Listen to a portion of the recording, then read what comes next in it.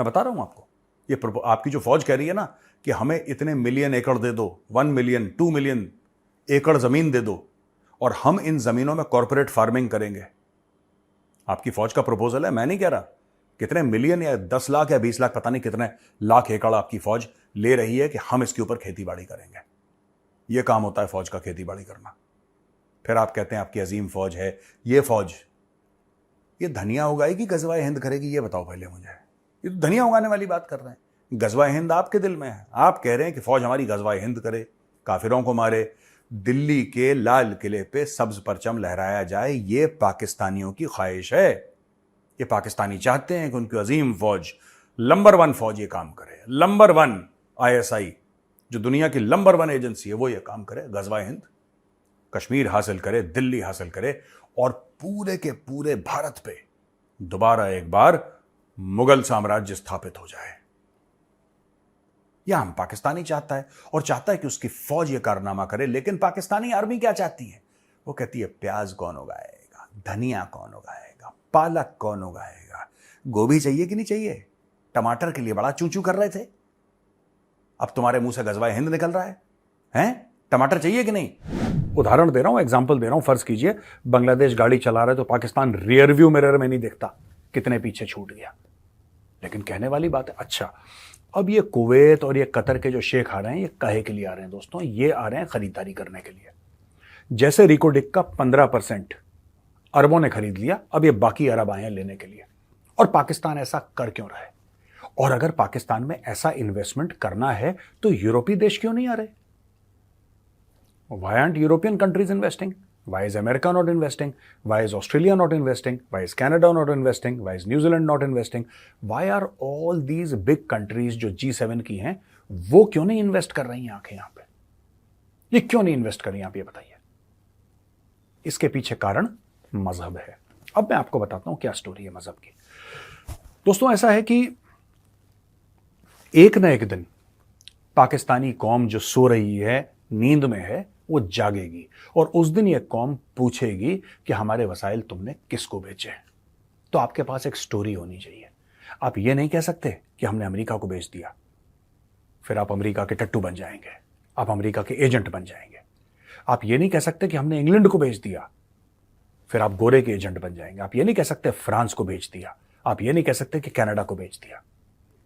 लेकिन अगर आप बेचेंगे किसी शेख को तो आप ये कह सकते हैं कि कोई बात नहीं यार, असी भी मुसलमान थे तो से भी मुसलमान। टोटल स्टोरी यही है दोस्तों पाकिस्तान के एसेट्स बेचने की। मैं आपको आज बता रहा हूं, आपको अगर अटपटी बात लगती है आप नोट कर लेना। ये क्यों बेच रहे हैं ये अरब शेखों को? क्यों यूरोप का कोई देश आके ये नहीं बोल रहा? जैसे रेकोडिक खरीदा, इन्होंने बोला सऊदी अरब को आ जाओ, राइट? अगर वहां पे इतना सोना है और इतना कॉपर है, राइट, तो एक्सकवेशन का वहां से भाई वो जमीन अगर ले रहा है, वो एरिया ले रहा है, तो वही लेगा ना जिसको एक्सपीरियंस है निकालने का। साउथ अफ्रीका को है एक्सपीरियंस, आपने बुलाया साउथ अफ्रीका को। यूरोप को है एक्सपीरियंस, दुनिया भर में जाके निकालते हैं वो, आपने बुलाया उनको। अमेरिका को एक्सपीरियंस, आपने बुलाया? आपने नहीं बुलाया। आपने जानबूझ के मुसलमान देशों को, क्योंकि पैसा आपने वही मिलना है आपको। अगर आपने जो प्राइस फिक्स कर रखा है, आपको पैसा वही मिलना है और आपके लिए सेफ है। आपसे मेरी मुराद जो पाकिस्तानी हुक्मरान है, आपके लिए सेफ है। कल आप बोलेंगे अरे वो मुसलमान देश है यार, तो क्या हुआ? फिर आप ये कहानी सुनाएंगे कि पूरा आलम इस्लाम एक बदन की तरह है, एक शरीर की तरह है। पैर को अगर दर्द होता है तो सर को भी वो दर्द महसूस होता है। फिर आपको ये कहानियां सुनाने में आसानी होगी। तो ये दोस्तों बेवकूफ बना रहे हैं। ये आएंगे शेख, पहले शेख आएंगे, हेलो हाय होगा, खूब इसके ऊपर मीडिया वीडिया, ये आ गए, पैसा आ गया। कुछ नहीं, एक एक बंदा आएगा और पाकिस्तान का एक एक टुकड़ा खरीद के ले जाएगा। और सीखा किसने? सीखा किसने और किससे सीखा? यह बड़ी बात है। सीखा किसने और किससे सीखा? सीखा कुवैत ने, सीखा कतर ने, सीखा सऊदी अरब ने। और किससे सीखा? सीखा चाइना से। चाइना पहला था। आपने कभी नोट करा है चाइना अरबों दर अरबों पाकिस्तान में डाल रहा है? चाइना जो है अरबों दर अरबों पाकिस्तान में डालते चला जा रहा है, डालते चला जा रहा है। और पाकिस्तान का पोटेंशियल जो है, so called quote unquote potential है, वो सिर्फ चाइना को नजर आ रहा है और पूरी दुनिया अंधी है। पाकिस्तान कितना बड़ा कोट अनकोट सुपरस्टार है, ये सिर्फ चाइना को समझ में आ रहा है। ये अमेरिका को समझ में नहीं आ रहा, पूरे यूरोप को समझ में नहीं आ रहा। जो दुनिया के बड़े बड़े नोबेल प्राइज विनर्स हैं, दुनिया के बड़े बड़े थिंक टैंक्स हैं, उनको समझ में नहीं आ रहा। ये सिर्फ चीन को समझ में आ रहा है कि भाई पाकिस्तान में इन्वेस्ट करो तो मजा आ जाएगा।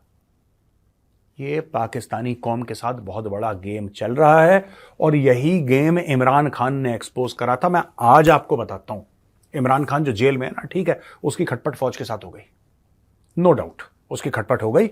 खान ने वो बातें बोली जो खान को शायद पाकिस्तानी होते हुए नहीं बोलनी चाहिए थी। गलती करी उसने, नहीं बोलनी चाहिए थी उसको। उसने कागज मांग लिए थे, उसने चाइना पाकिस्तान इकोनॉमिक कॉरिडोर के कागज मांग लिए थे और ये खान की सबसे बड़ी गलती हो गई। ये काबिल माफी है ही नहीं पाकिस्तान में। खान ने सीपैक बंद कर दिया। क्यों करा? उसको पता था बहुत बड़ी धांधली है।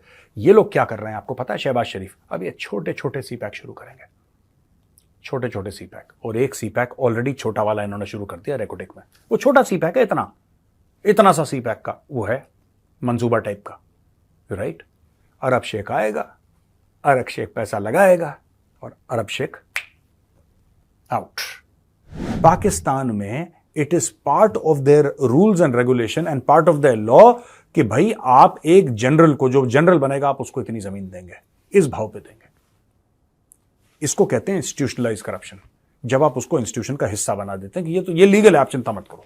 यानी कि अगर मैं सरकारी अफसर हूं और अगर मैं आपका काम करूंगा तो हम अपने कानून में लिख देंगे कि अगर मैं आपको 10 करोड़ का ठेका देता हूं, अगर मैं आपको 10 करोड़ का ठेका देता हूं तो 20% उसका मुझे मिल जाना चाहिए। यह बिल्कुल जायज है।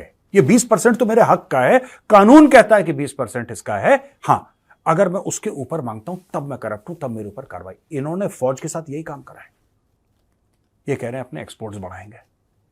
कहना बड़ा आसान है, एक्सपोर्ट्स बढ़ाएंगे। किसने मना करा आपको? किसने मना करा शहबाज शरीफ कि आप एक्सपोर्ट्स मत बढ़ाइए?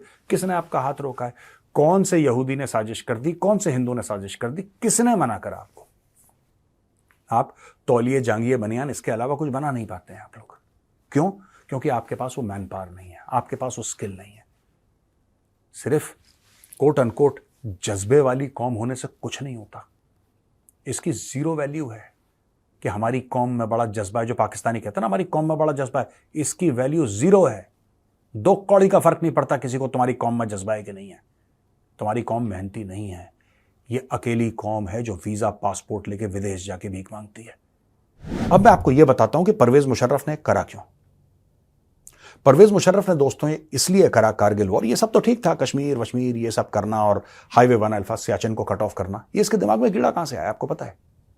क्योंकि 1984 में जब भारत ने तिरंगा लहराया, वो भी 4 गुमाऊ थी, मैं आपको फिर से बता दूं, मेरी रेजिमेंट ने जब तिरंगा लहराया सियाचिन पर, और सियाचिन को भारत की भूमि, जो पहले से भारत की भूमि थी लेकिन हमने फॉर्मली क्लेम कर लिया उसको 1984 में, तो पाकिस्तानियों ने बड़ा अटैक करा, बड़ा अटैक करा।